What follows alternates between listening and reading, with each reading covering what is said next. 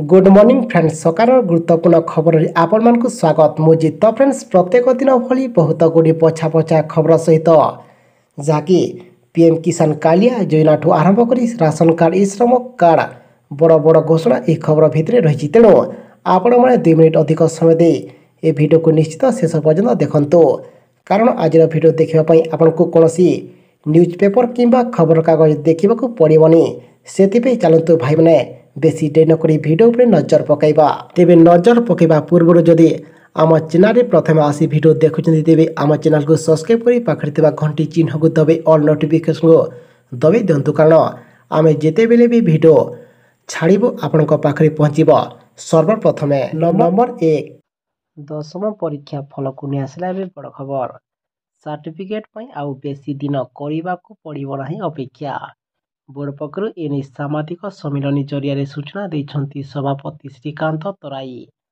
से कहते 55टी मूल्यांकन केन्द्र में मैट्रिक खातार मूल्यांकन प्रक्रिया आरंभ होइछि।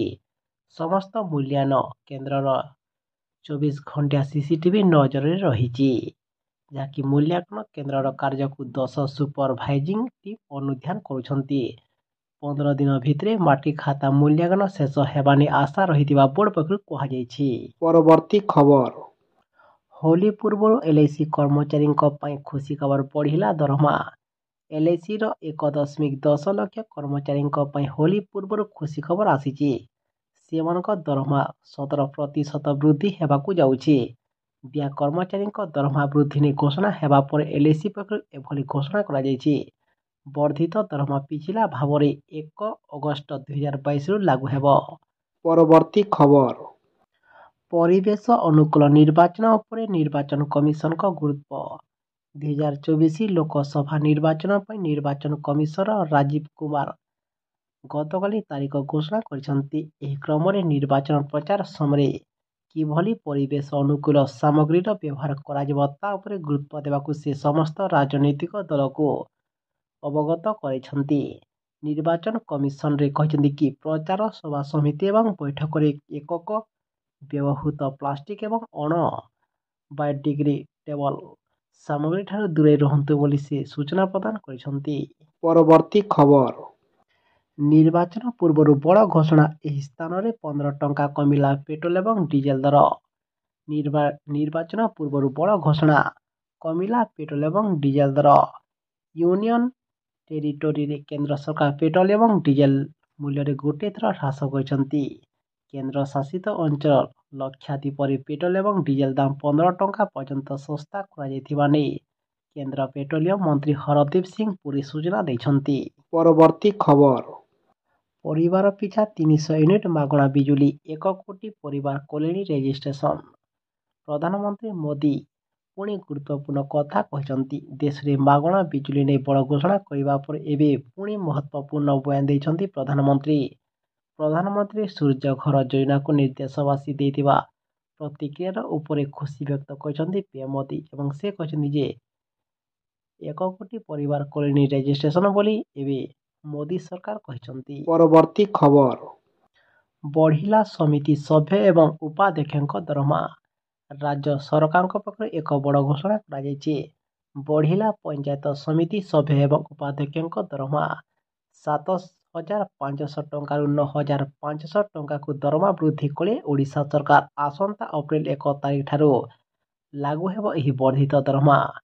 तेबे भुवनेश्वर विशाल रैली करथिले समिति सभ्य सरपंच भली सेमने दरमा और अधिकार दाबी आंदोलन करथिले। परवर्ती खबर आसंता एही तारिख रे हेब लोकसभा निर्वाचन 7टी पर्याय हेब 2024 साधारण निर्वाचन अप्रैल 19 तारिख रे प्रथम पर्याय भोट ग्रहण आरंभ हुई जून 1 तारिख रे सरीब 7वां पर्याय भोट ग्रहण यापर जून 4 तारिख रे भोट गणति करा जे सही दिन ही रेजल्ट प्रकाश पाइब। तेबे प्रथम पर्याय 19 अप्रैल रे भोट द्वितीय पर्याय 26 अप्रैल रे भोट तृतीय पर्याय 7 मे रे भोट चतुर्थ पर्याय 13 मे रे भोट पंचम पर्याय 20 मे रे भोट षष्ठ पर्याय 25 मे रे भोट सप्तम पर्याय 1 जून रे भोट एवं जून 4 रे आसीबो रेजल्ट। परवर्ती खबर ଆସିଲା ପୁଣି ସମସ୍ତ କର୍କଟ ରୋଗୀଙ୍କ ପାଇଁ ଖୁସି ଖବର। ଏଣିକି କର୍କଟ ରୋଗ ଚିହ୍ନଟ ଆଉ ହେବନି ଅସୁବିଧା। କମ୍ ସମୟ ଭିତରେ ରୋଗ କେତେକ ପ୍ରତିଶତ ଦେହରେ ରହିଛି ତାହା ଜାଣିପାରିବ ରୋଗୀ। ଏପରିକି କୌଣସି ଡାୟଗ୍ନୋଷ୍ଟିକ୍ ସେଣ୍ଟର ବା ଲ୍ୟାବୋରେଟୋରୀକୁ ଯିବାକୁ ପଡ଼ିବନି। ପୋର୍ଟେବଲ୍ କ୍ୟାନ୍ସର ଡାୟଗ୍ନୋସିସ୍ ଡିଭାଇସର ଉଦ୍ଭାବନ କରିଛନ୍ତି ରେଭେନ୍ସା ବିଶ୍ୱବିଦ୍ୟାଳୟର ଛାତ୍ରଛାତ୍ରୀ, ଯାହାକି ମଧୁମେହ, ମ୍ୟାଲେରିଆ, ଗର୍ଭ ପରୀକ୍ଷା ଭଳି ଖୁବ୍ କମ୍ ସମୟରେ ଚିହ୍ନଟ ହେବେ କର୍କଟ ରୋଗୀ। ପୋର୍ଟେବଲ୍ କ୍ୟାନ୍ସର ଡାୟଗ୍ନୋଷ୍ଟିକ୍ ଡିଭାଇସ୍ ଦ୍ୱାରା ଜାଣିହେବ ଜଣେ ବ୍ୟକ୍ତି କ୍ୟାନ୍ସର ପୀଡ଼ିତ କି ନାହିଁ। ପରବର୍ତ୍ତୀ ଖବର। ମୋଦି ସରକାରଙ୍କ ବଡ଼ ଉପହାର, ମହିଳାଙ୍କୁ ମିଳିବ 8 ଲକ୍ଷ ଟଙ୍କାର ଲାଭ। ମହିଳା ଚାଷୀମାନଙ୍କ ପାଇଁ କେନ୍ଦ୍ର ସରକାର ନମୋ ଡ୍ରୋନ୍ ଦିଦି ଯୋଜନା ଆରମ୍ଭ କରିଛନ୍ତି, ଯାହାକି ସେଲ୍ଫ ହେଲ୍ପ ଗ୍ରୁପ୍ ଏସ୍ଏଚ୍ଜି ପାଇଁ ଏହା କାର୍ଯ୍ୟକାରୀ ହେବ। ଏହା ମାଧ୍ୟମରେ ଏସ୍ଏଚ୍ଜି କର୍ମୀଙ୍କୁ ଡ୍ରୋନ୍ ଦିଆଯିବ, ଯାହା ସେମାନେ ଚାଷରେ ବ୍ୟବହାର କରିବାକୁ ସକ୍ଷମ ହେବେ, ଯାହା ଆୟ ବୃଦ୍ଧିରେ ସହାୟକ ହେବ ଏବଂ ବର୍ତ୍ତମାନ ଦେଶରେ ପ୍ରାୟ 10 କୋଟି ଏସ୍ଏଚ୍ଜି ଗ୍ରୁପ୍ ମହିଳାର ଅଂଶ। ଏହି ଯୋଜନା ଅନୁଯାୟୀ ସମଗ୍ର ଦେଶରେ 14,500 ମହିଳା ସ୍ୱୟଂ ସହାୟକ ଗୋଷ୍ଠୀ ଏସ୍ଏଚ୍ଜିକୁ ଡ୍ରୋନ୍ ଦିଆଯିବ। ବିଶେଷ କଥା ହେଉଛି ମୋଦି ସରକାର ଏଥିରେ 80% ସବସିଡି ଦେବେ। ଅବଶିଷ୍ଟ 20% ଉପରେ ଋଣ ଦିଆଯିବ। ଏହି ଋଣରେ ଆଉ ଏକ ଅସୁବିଧା ଅଛି, ସୁଧରେ 20% ରିହାତି ପୃଥକ ଭାବରେ ଦିଆଯିବ। ପରବର୍ତ୍ତୀ ଖବର। ପୁଣି ଆଜି ନବୀନ ନେଲେ ବଡ଼ ନିଷ୍ପତ୍ତି। ଅନୁଷ୍ଠିତ ହୋଇଥିବା ରାଜ୍ୟ କ୍ୟାବିନେଟରେ ବଡ଼ ନିଷ୍ପତ୍ତି। ମୁଖ୍ୟମନ୍ତ୍ରୀ ନବୀନ ପଟ୍ଟନାୟକଙ୍କ ଅଧ୍ୟକ୍ଷତାରେ ଅନୁଷ୍ଠିତ ଏକ ବୈଠକରେ ମୋଟ 14ଟି ପ୍ରସ୍ତାବକୁ ମଞ୍ଜୁରୀ ମିଳିଛି। ରାଜ୍ୟ ସରକାରଙ୍କ ପଞ୍ଚମ ପାଳିର ହୋଇଥିଲା ଏକ ଶେଷ କ୍ୟାବିନେଟ୍ ବୈଠକ। ତେବେ କ୍ୟାବିନେଟ୍ ବୈଠକରେ ନିଷ୍ପତ୍ତି ଅନୁଯାୟୀ ମହାନଦୀରେ ଆଉ ଏକ ସେତୁ ନିର୍ମାଣ କରାଯିବ। ଏହି ପ୍ରସ୍ତାବକୁ କ୍ୟାବିନେଟରେ ମଞ୍ଜୁରୀ ମିଳିଛି। ତେବେ ସାଲେପୁର ବ୍ଲକ ବ୍ରାହ୍ମଣଖଣ୍ଡ ସାହୁକ୍ଷେତ ରାସ୍ତାରେ ସେତୁ ନିର୍ମାଣ କରାଯିବ। ସେତୁ ନିର୍ମାଣରେ 128 କୋଟି ଟଙ୍କା ଖର୍ଚ୍ଚ ହେବାକୁ ଥିବା ବେଳେ 3 ବର୍ଷରେ ନିର୍ମାଣ କାମ ଶେଷ କରିବାକୁ ଲକ୍ଷ୍ୟ ଧାର୍ଯ୍ୟ କରାଯାଇଛି। ପରବର୍ତ୍ତୀ ଖବର। ଆସିଲା ପୁଣି ସମସ୍ତ ପର୍ଯ୍ୟଟକଙ୍କ ପାଇଁ ଏବେ ବଡ଼ ଖବର। ଏଣିକି ବନ୍ୟପ୍ରାଣୀଙ୍କ ସହ ସେଲ୍ଫି ନେଲେ, ସୋସିଆଲ ମିଡିଆରେ ପୋଷ୍ଟ କଲେ ମିଳିବ ଦଣ୍ଡ। ଏନେଇ ପିସିସିଏଫ୍ ନିର୍ଦ୍ଦେଶ ଦେଇଛନ୍ତି। ବନ୍ୟପ୍ରାଣୀଙ୍କ ସହ ସେଲ୍ଫି ବାରଣ ନେଇ ସଚେତନତା ସୃଷ୍ଟି ନିର୍ଦ୍ଦେଶ ଜାରି ହୋଇଛି। ସବୁ ଡିଏଫ୍ଓ ଏବଂ ଶିମିଳିପାଳ ଏବଂ ନନ୍ଦନକାନନ କର୍ତ୍ତୃପକ୍ଷଙ୍କୁ ଚିଠି ଲେଖିଛନ୍ତି ପିସିସିଏଫ୍। ପରବର୍ତ୍ତୀ ଖବର। ଆସିଲା ପୁଣି ପାଣିପାଗ ସୂଚନାକୁ ନେଇ ପୁଣି ଏକ ବଡ଼ ଖବର। ଉପକୂଳ ଏବଂ ଉତ୍ତର ଓଡ଼ିଶାରେ ପାଗ କୋହଲ ରହିବା ସହ ଆଜି ତାପମାତ୍ରା ସାମାନ୍ୟ ହ୍ରାସ ପାଇଛି। ମାତ୍ର ଅନୁଗୁଳ ସମେତ ଦକ୍ଷିଣ ଏବଂ ପଶ୍ଚିମ ଓଡ଼ିଶାରେ ତାତି ଜାରି ରହିଛି। ବୌଦ୍ଧରେ ରାଜ୍ୟର ସର୍ବୋଚ୍ଚ ତାପମାତ୍ରା 39.5 ଡିଗ୍ରୀ ରେକର୍ଡ ହୋଇଛି।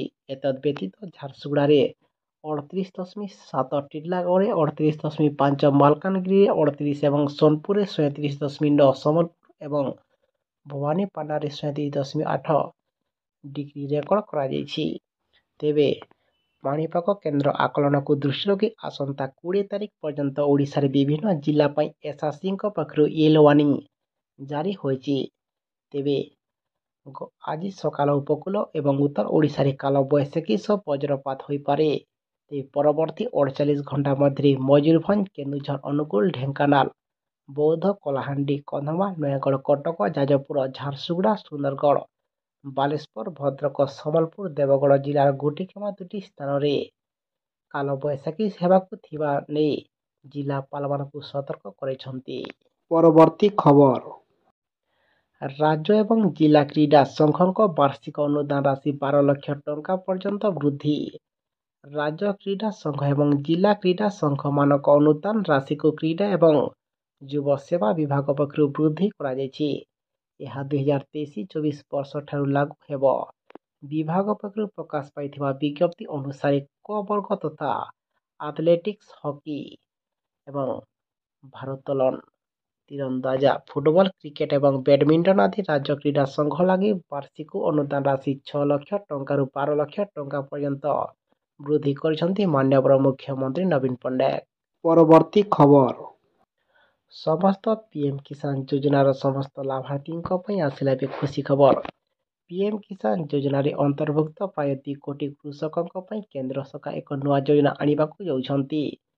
କୃଷି ଏବଂ କୃଷକ କଲ୍ୟାଣ ମନ୍ତ୍ରଣାଳୟ ପକ୍ଷରୁ ଏଥିପାଇଁ କାର୍ଯ୍ୟକ୍ରମ ଆରମ୍ଭ କରାଯାଇଛି।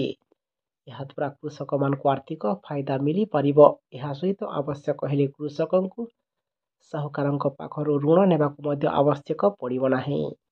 ତେବେ କୃଷକମାନଙ୍କ ଘରକୁ ଘର ଯାଇ କାର୍ଡ଼ ପ୍ରସ୍ତୁତ କରିବା ପାଇଁ ବ୍ୟାଙ୍କଗୁଡ଼ିକୁ ମନ୍ତ୍ରଣାଳୟ ତରଫରୁ ନିର୍ଦ୍ଦେଶ ଜାରି କରାଯାଇଛି। ଏହା ସହିତ ଯଦି କେହି କାର୍ଡ଼ କରିବାକୁ ମନା କରୁଛନ୍ତି, ଏହାର କାରଣ ମଧ୍ୟ ବୁଝିବାକୁ ନିର୍ଦ୍ଦେଶ ଦେଇଛି ମନ୍ତ୍ରଣାଳୟ। କିଷାନ କ୍ରେଡିଟ୍ କାର୍ଡ଼ ତିଆରି କରିବା ପରେ ଜଣେ କୃଷକ ବିନା ଗ୍ୟାରେଣ୍ଟିରେ 1.60 ଲକ୍ଷ ଟଙ୍କା ପର୍ଯ୍ୟନ୍ତ ଋଣ ନେଇପାରିବେ ଏବଂ 7% ସୁଧ ହାରରେ 3 ଲକ୍ଷ ଟଙ୍କା ପର୍ଯ୍ୟନ୍ତ ଋଣ ଉପଲବ୍ଧ ରହିଛି ଏବଂ ଠିକ୍ ସମୟରେ ଋଣ ପରିଶୋଧ ହୁଏ ତେବେ କୃଷକଙ୍କୁ 3% ପର୍ଯ୍ୟନ୍ତ ରିହାତି ମଧ୍ୟ ମିଳିପାରିବ।